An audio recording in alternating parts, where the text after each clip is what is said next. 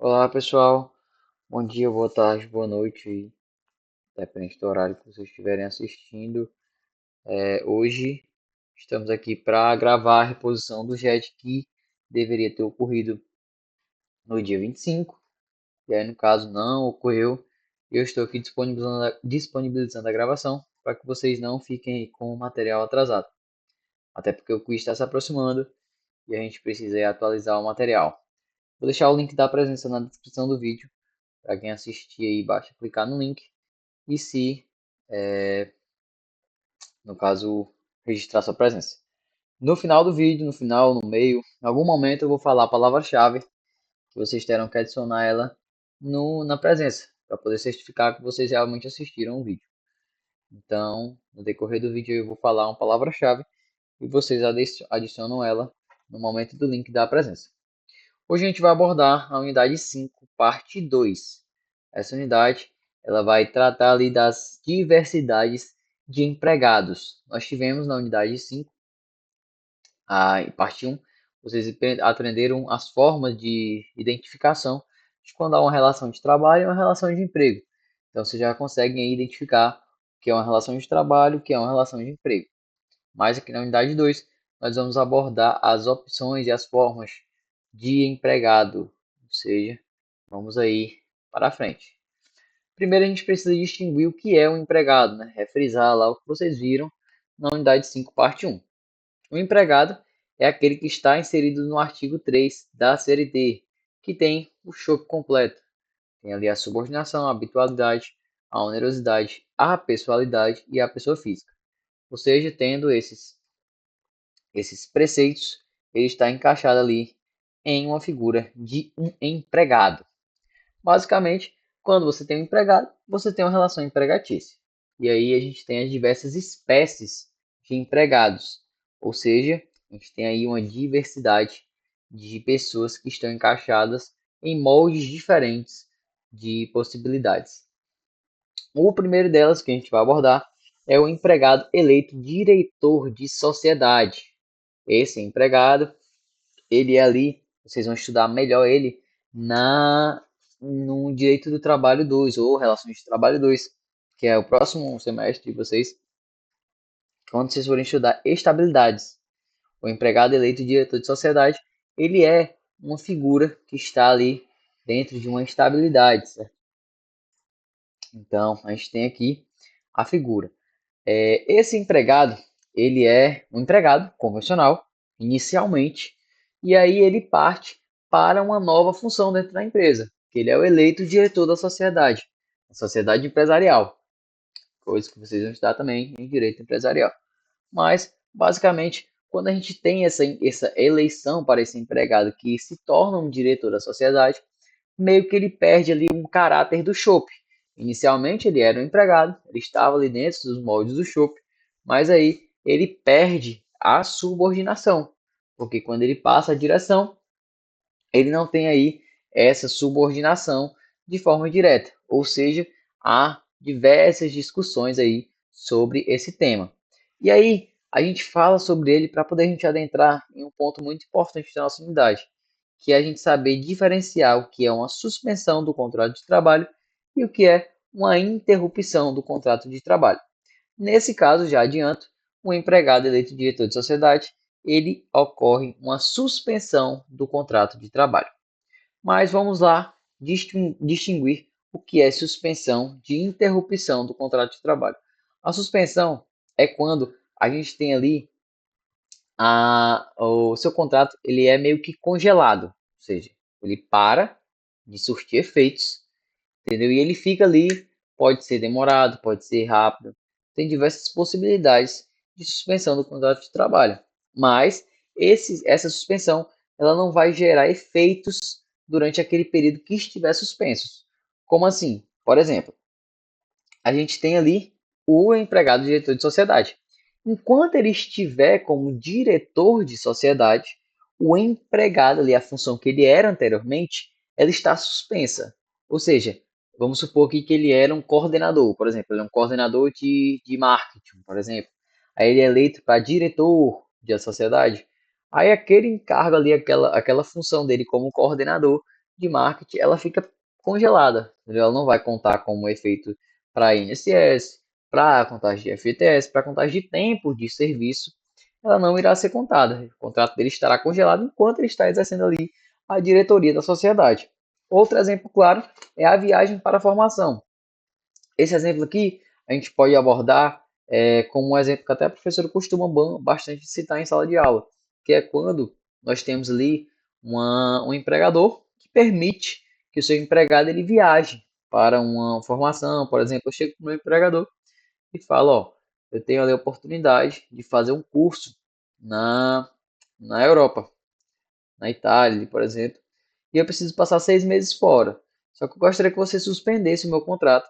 Eu vou trabalhar lá, você não vai precisar me pagar nada, meu tempo não vai contar como tempo de serviço, ou seja, o meu contrato vai ficar congelado. Quando eu voltar da Itália, eu volto mais preparado, volto com mais cursos no currículo, e aí você me retoma o meu contrato de trabalho. O empregador vai aceita, tranquilo, a suspensão ocorre, você fica com o seu contrato suspenso, quando você retornar, ele volta a surtir efeitos. Ou seja, a suspensão é um congelamento do seu contrato de trabalho. Em contrapartida, a gente tem a interrupção do contrato de trabalho, que aí já é algo diferente da suspensão. Ocorre quando você tem ali uma paralisação temporária do seu contrato de trabalho, mas você ainda continua ali a receber o seu empregador, entendeu? Aquele tempo ele conta como tempo de serviço, ele conta como cálculo para FGTS, cálculo para INSS, ele conta durante todas as suas verbas rescisórias. A única diferença é que você não está presente na empresa.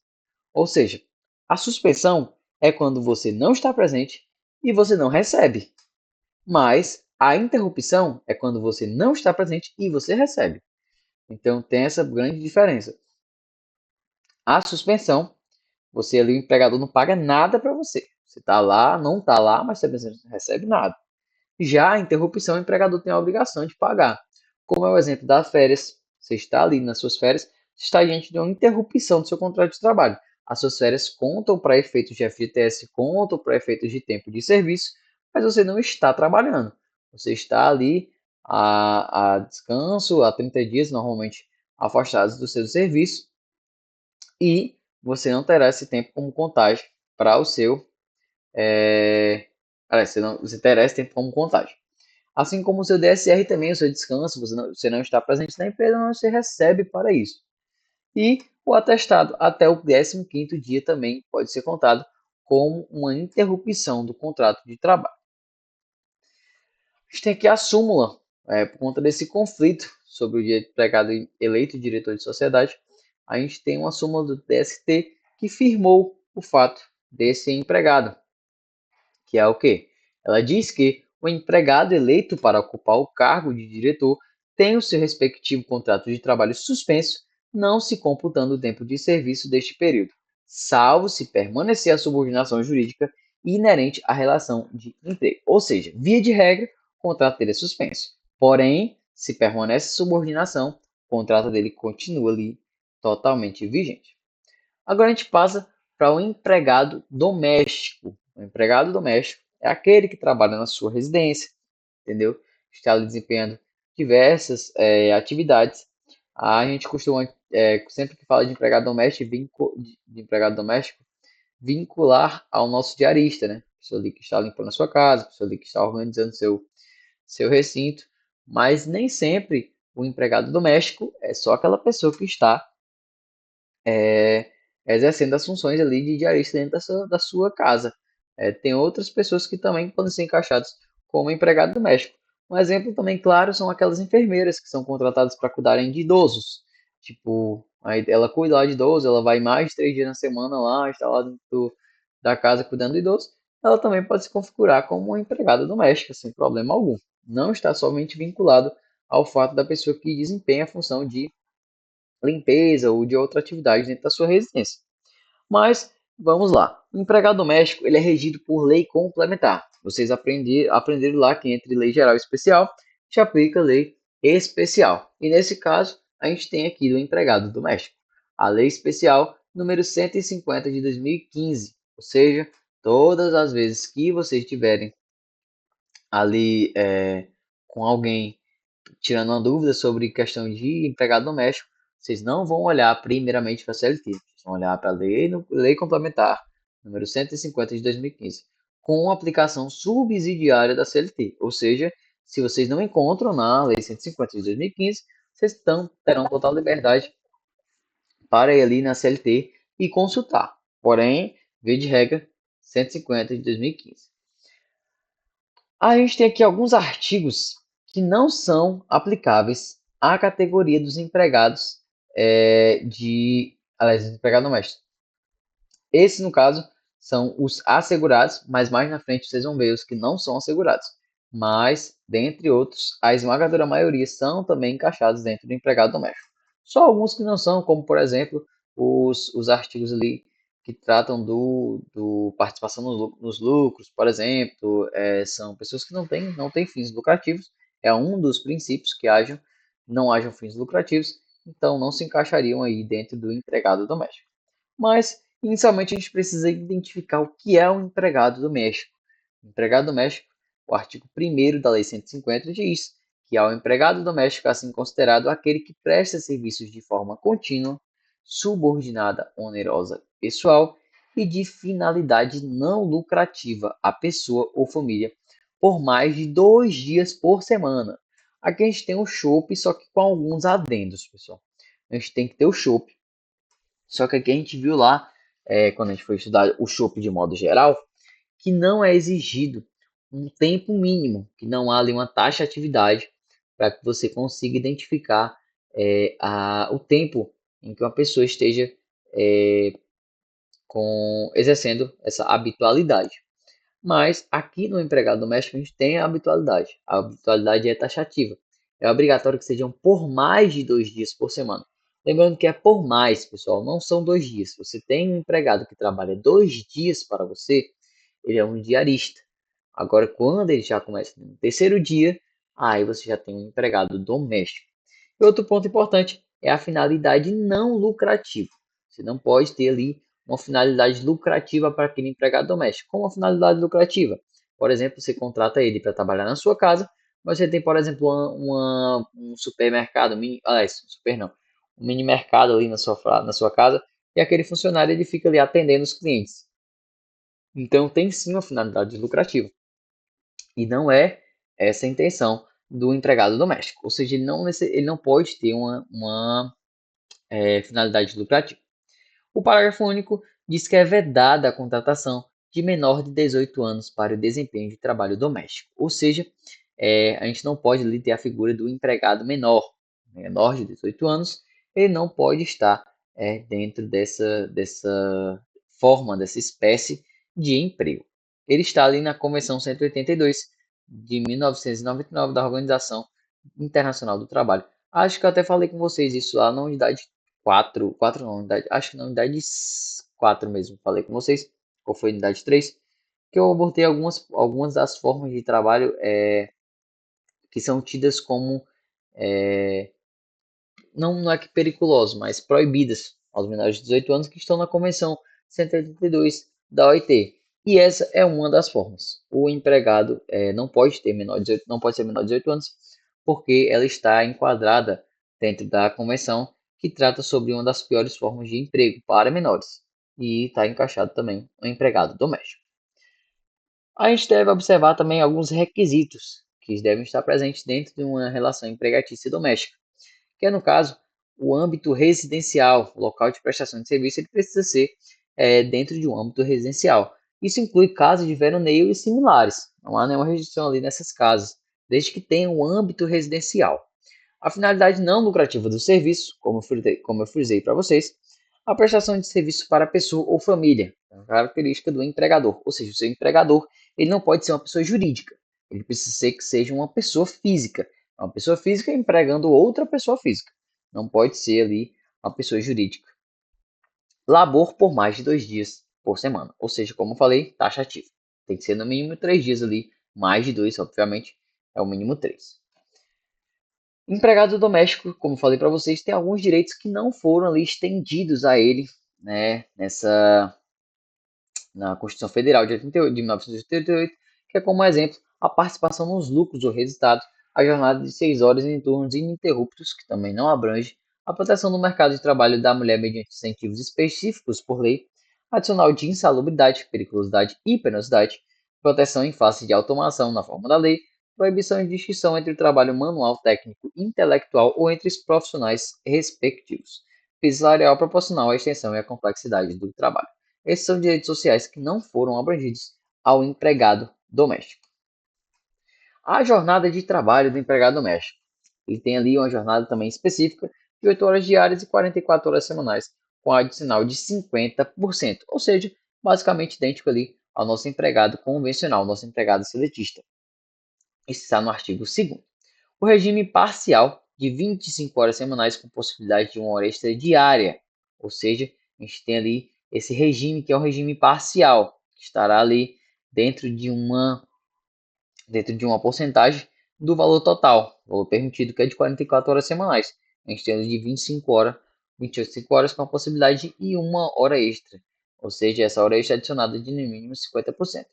E é obrigatório o registro do horário de trabalho do empregador doméstico por qualquer meio manual, mecânico ou eletrônico, desde que idôneo. Ou seja, você precisa ali ter um monitoramento de como esse empregado está dentro de um período de trabalho na sua residência. Mas que seja uma residência, não há ali uma óbice em você configurar uma forma de fiscalização do ponto da pessoa. Viagens do empregador. Mediante acordo prévio e escrito, sendo remuneradas apenas as horas efetivamente trabalhadas no período, com o direito a receber um adicional de 25%. Aqui no caso, pessoal, é que a gente sabe ali que a maioria dos empregados domésticos, normalmente as babás, são um dos exemplos claros de empregados domésticos, elas costumam viajar com o seu empregador. O seu empregador viaja, ele leva as crianças e ele precisa da pessoa ali com o babá para poder cuidar das suas crianças. Então, essas viagens elas precisam estar dentro de um acordo. Ou seja, quando você for contratar ali, você firma um acordo com aquela pessoa, clarificando ali, ó, eu tenho viagens, tudo mais, faço, gostaria que você estivesse presente e tudo mais. E essas viagens só serão obrigadas à remuneração dos momentos em que eles estivessem efetivamente desempenhando a função. Ou seja, se ela está a pessoa ali desempenhando a sua função, aquele valor vai ser pago. E com um adicional de 25% sobre aquela hora. Outra opção, aliás, outro adendo, é as férias. As férias são de 30 dias, podendo ser a critério do empregador, fracionado em até 2 períodos, sendo um deles de no mínimo 14 dias corridos. Aqui a gente tem uma grande diferença, pessoal, das nossas férias do seletista, porque o empregado seletista convencional, ele exige ali que seja uma concordância mútua. O empregador precisa querer e o empregado precisa concordar para poder as férias serem fracionadas. Aqui na figura do empregado doméstico não é obrigatório. Esse poder está totalmente na mão do empregador. Ou seja, o empregador pode chegar ali para você, ó, você vai receber aqui 2 férias de 15 dias. E o empregado não tem ali o que debater. Ele vai ser daquela forma, o empregador é quem dita a forma com que será essas férias dele. Lembrando que eles devem respeitar que um dos períodos não pode ser menor que 14 dias. Ou seja, tem ali esse adendo apenas. E o FGTS é diferente. O FGTS é um depósito mensal de 8%, mais um depósito de 3,2%. Ou seja, tecnicamente, um depósito convencional de FGTS é de 8% de qualquer empregado seletista. O do empregado doméstico é de 8% mais 3,2%, ou seja, tecnicamente é 11,2% depositado por mês do empregador. Por quê? Vou explicar para vocês. Esses 3,2% é um percentual já em cima de uma futura multa rescisória. Ou seja, por exemplo, quando a gente desconta, quando a gente é demitido da empresa sem justa causa, nós recebemos ali aquela multa rescisória, chamada também de indenização compensatória, no valor de 40% em cima do valor do FGTS.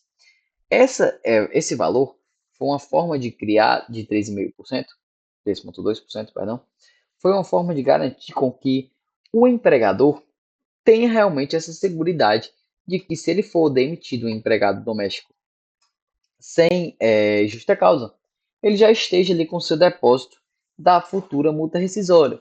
Por quê? Porque a gente sabe, pessoal, que basicamente é uma pessoa querendo empregar outra. E basicamente, na maioria das vezes, as pessoas não têm esse percentual guardado. É um valor que às vezes é alto, não é um valor tão baixo. E nem todo mundo tem esse valor já resguardado.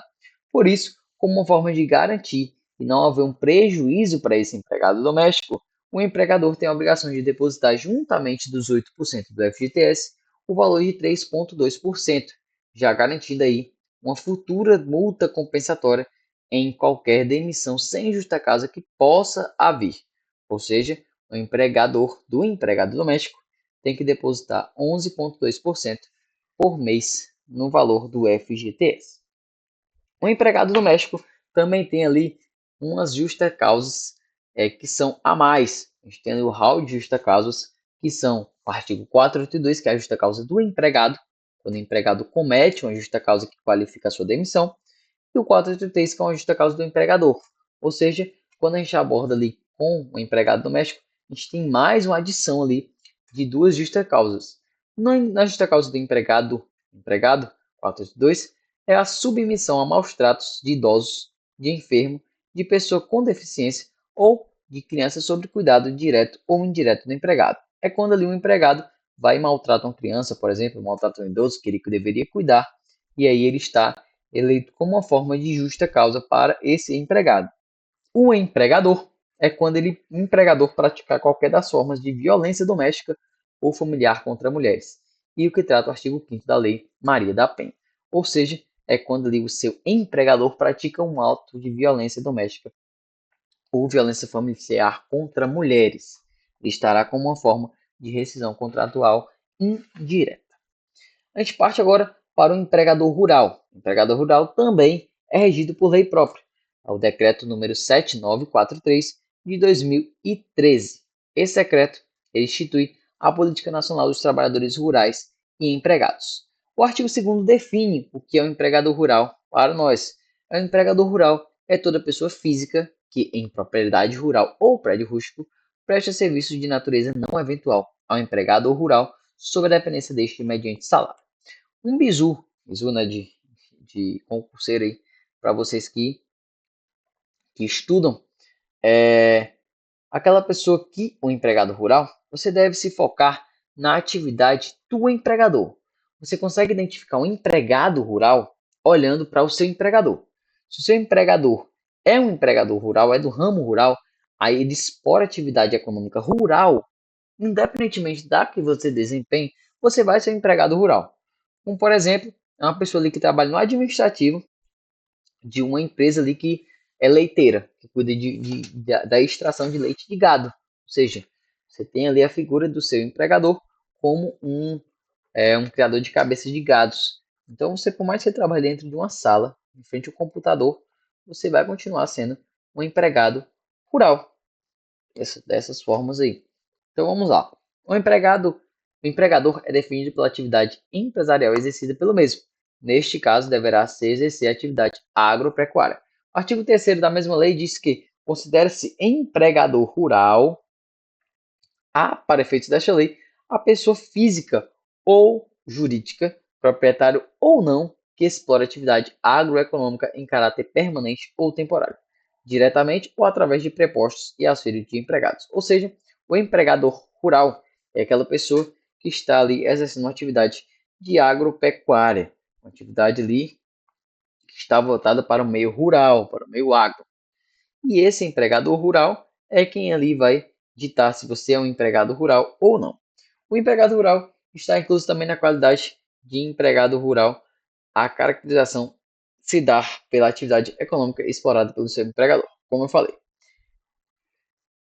Item 1. O beneficiamento, a primeira modificação e o preparo dos produtos agropecuários e hortigranjeiros e das matérias-primas de origem animal ou vegetal para posterior venda ou industrialização, ou seja, essa é uma das formas que qualificaria você como empregado rural, se o exercício da sua atividade fosse dentro dessa. Ou 2, o aproveitamento dos subprodutos oriundos da orientação de preparo e modificação dos produtos in natura referidos no item anterior. Ou seja, você está ali que está lidando diretamente com o produto rural, produto por meio agropecuária, ou você que está ali na linha final, aquele produto ali que é desenvolvido no meio agro e que impacta diretamente na qualificação da sua figura como empregado. Ou seja, não só necessariamente a pessoa que está diretamente ligada na empresa que está de fato envolvida no meio agro, mas aquela empresa também que depende diretamente deste meio. O empregado rural, segundo a orientação jurisprudencial 38, OJ 38 do SDI e do ST, empregado que exerce atividade rural, empresa de reflorestamento. O empregado que trabalha em empresa de reflorestamento, cuja atividade está diretamente ligada ao manuseio da terra e da matéria-prima, é rurícola e não industriário, nos termos do Decreto 73.626, de 12 de 2 de 1974, artigo 2º, parágrafo 4, pouco importando que o fruto do seu trabalho seja destinado à indústria. Assim, aplica-se a prescrição própria dos rurícolas aos direitos desses empregados. Ou seja, basicamente, é como eu falei, aqui o cara trabalha numa empresa de reflorestamento. Ele está replantando o que alguém ali coletou a madeira para poder produzir um papel ou algo do tipo. Mas, por mais que ele trabalhe numa empresa de reflorestamento, ele está diretamente ligado à atividade. Logo, ele está incluído como um empregado rural e não como empregado industrial. O empregado em domicílio, outra espécie aqui do nosso tipo de empregados, é aquele que realiza atividades laborais em sua própria residência ou em qualquer outro lugar, segundo lhe aprouver, sem, entretanto, deixar de estar submetido pessoalmente ao regulamento, à direção, à fiscalização e às sanções patrimoniais, dita Luciano Martinez. Aqui, no caso, é aquele empregado que ele desempenha atividade em sua própria residência. Ele não sai da sua residência, ele trabalha ali em domicílio. Porém, ele está ali subordinado e submetido pessoalmente ao regulamento e à direção e às fiscalizações patrimoniais. Ou seja, o empregador continua ali exercendo o seu poder diretivo sobre aquele empregado. Por mais que ele esteja dentro do domicílio dele, ele ainda é subordinado. Ele ainda tem que obedecer todo o chope completo ali para se encaixar como empregado em domicílio. O artigo 83 da CLT diz que é devido o salário mínimo ao trabalhador em domicílio, considerando este como executado na habitação do empregado ou em oficina de família, por conta de um empregado que o remunere. Ou seja, aquela pessoa ali que desempenha a sua função dentro da sua casa, ela está encaixada dentro de um empregado em domicílio. Esse empregado em domicílio, ele tem que receber ali, tem que estar dentro dos moldes do chope completo, que é devido o salário normalmente a esse empregado. Por fim, desculpa, nós abordaremos o teletrabalho, que é uma das formas aí mais importantes, mais atuais de regime de trabalho.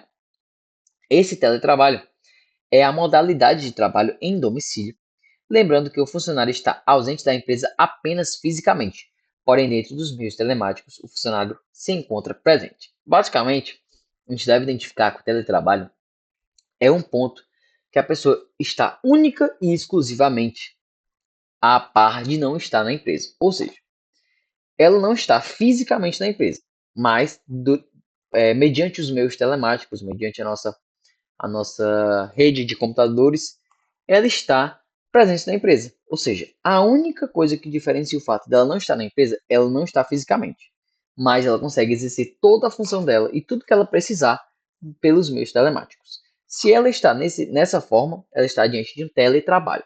É muito importante vocês observarem os slides Merco de vocês para falar sobre teletrabalho, porque o teletrabalho é um conteúdo bem atual. Inclusive, vocês olharem aqui, ó, os anos são todos de 2022.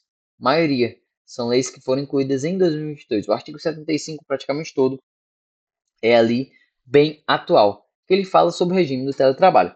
Vamos aqui ler as questões. Artigo 75A. A prestação de serviço pelo empregador em regime de teletrabalho observará o disposto neste capítulo. 75B. Considera-se teletrabalho ou trabalho remoto a prestação de serviços de fora das dependências do empregador, de maneira preponderante ou não, com a utilização de tecnologias de informação e de comunicação, que, por sua natureza, não configure trabalho externo. Deve-se observar muito bem, pessoal, a diferença entre teletrabalho e trabalho externo. Teletrabalho, como eu falei, você está apenas ausente fisicamente. O trabalho externo, normalmente um exemplo que eu costumo bem utilizar são os vendedores externos. Eles saem da empresa para venderem produtos ou então para demonstrarem produtos eles estão ali fora da empresa, mas ele não está fora só fisicamente. Ele não consegue desempenhar todas as funções que fisicamente na empresa ele desempenharia. Ou seja, se deve diferenciar muito bem o que é teletrabalho de o que é trabalho externo. O parágrafo 1º diz que o comparecimento, ainda que de modo habitual às dependências do empregador, para a realização de atividades específicas que exijam a presença do empregado no estabelecimento, não descaracteriza o regime de teletrabalho ou trabalho remoto. Então, no caso, aqui, o nosso parágrafo 1º do artigo 75b está dizendo que o fato dele ir uma vez ou duas na empresa não irá configurar que ele está desempenhando a função, que ele está fugindo do teletrabalho, que não está mais dentro do teletrabalho. Ou seja, ele frisa aqui que ainda essas visitas que não sejam tão comuns ainda, eles, ou até mesmo comuns, até mesmo habituais, não irá desconfigurar a função do regime de teletrabalho.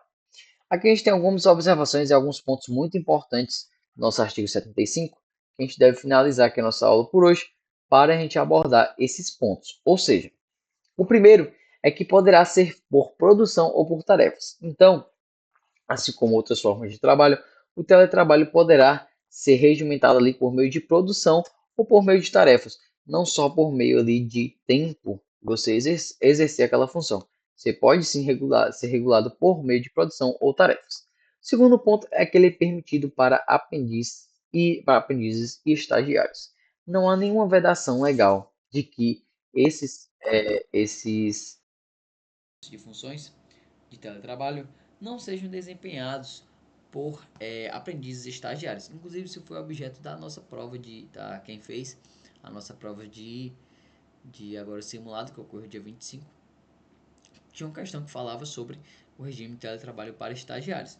O estagiário é totalmente permitido, não há nenhuma vedação, desde que seja aí preferencialmente ditado para poder ser para os empregados que têm deficiências, as mães que tenham ali filhos menores na sua residência. Essas são preferenciais no regime de teletrabalho, mas não há nenhuma vedação de que o estagiário seja ali dentro do regime de teletrabalho. Outro ponto é que a base territorial para a regulamentação é a de onde o empregado está lotado, ou seja, se o empregado é contratado do regime de teletrabalho, por exemplo, a empresa é do Ceará, mas aí ele exerce a função dele em São Paulo. Ele vai obedecer o regime de São Paulo, não ao regime de onde a empresa está lotada, é onde o empregado está lotado. O teletrabalho em outros países aplica-se à legislação brasileira, salvo o contrário estipulado pelas partes. Ou seja, se você desempenha essa função em outro país, é aplicado à legislação brasileira, a não ser que seja estipulado aí o contrato, desculpa, pelas partes. A gente tem ali algumas empresas que permitem. Até teve um aluno uma vez que deu um exemplo em sala de aula que a mãe dela trabalhava em outro país, trabalhava aliás, a mãe dela trabalhava aqui, mas ela trabalhava para uma empresa do Canadá. Então, essa empresa, ela perguntava se ela queria obedecer à legislação do Canadá ou à legislação daqui. E ela que escolheria. Então, se a gente tem um acordo entre as partes, não há óbice nenhuma de que você obedeça à legislação de outro país. Outro ponto é que deverá conter expressamente em contrato individual de trabalho, ou seja, é obrigatório uma cláusula tácita. Você não pode ali, aliás, uma cláusula expressa, não é permitido uma cláusula tácita, ou seja, deve-se haver ali no seu contrato de trabalho a previsão legal do teletrabalho. Se não houver, não é legal essa função de teletrabalho. Outro ponto é que pode haver alteração para o presencial desde que haja mútuo acordo, ou seja, o empregador ele pode ali, aliás, perdão, ele pode haver essa alteração, certo? De que o empregador possa ali, como é que se diz? Um exemplo, eu posso reduzir a sua jornada para a jornada de regime presencial, porém, deve-se haver esse mútuo acordo desde partir da questão de você mudar, você sair do presencial e para o teletrabalho. Já, em contrapartida, o retorno ele pode ser por obrigação do seu empregado, o empregador, perdão. Ou seja, se eu tenho ali você no regime de teletrabalho, eu posso sim obrigar que você retorne para o regime presencial. Porém, Esse retorno ele deve obedecer um prazo mínimo, que é um prazo de 15 dias, porque às vezes a pessoa desempenha a função em outro local. Então, por exemplo, você trabalha em regime de teletrabalho, mas como você só trabalha de casa, você não precisa ir para a empresa habitualmente, você pode querer viajar. E aí, quando você viaja, você pode acabar sendo prejudicado se o empregador simplesmente fizer com que você retorne no momento em que ele bem entender. Então, a legislação resguardou que deve haver esse período mínimo de 15 dias para que você retorne do regime de teletrabalho para o regime presencial. O empregador deverá informar ao empregado sobre as precauções referentes à segurança do trabalho e este deverá assinar um termo de responsabilidade e se comprometer a seguir. A gente sabe ali que a segurança do trabalho é obrigação do seu empregador, ou seja, ele deve ali adotar medidas que garantam a segurança do seu trabalho. E isso não muda no regime de teletrabalho, desde que ele faça ali atividades que gerem uma precaução para essa segurança do trabalho, mas que você também assine um termo de responsabilidade comprometendo a seguir essas orientações partida do seu empregador. Pessoal, por aqui a gente termina nosso chat de hoje. A gente abordou aí várias espécies de empregado, perdão. Abordamos o eleito diretor de sociedade, o empregado doméstico, o empregado a domicílio, o rural e o teletrabalho. Então aqui a gente finaliza a nossa unidade 2 partes, unidade 5 parte 2. E a palavra aí que vocês precisam colocar no regime, aliás, na presença para vocês terem computado é paralelepípedo. Coloquem aí e aí eu vou saber que realmente vocês assistiram o GED até o final. Então eu vou ficando por aqui. Boa noite aí, boa tarde, bom dia aí.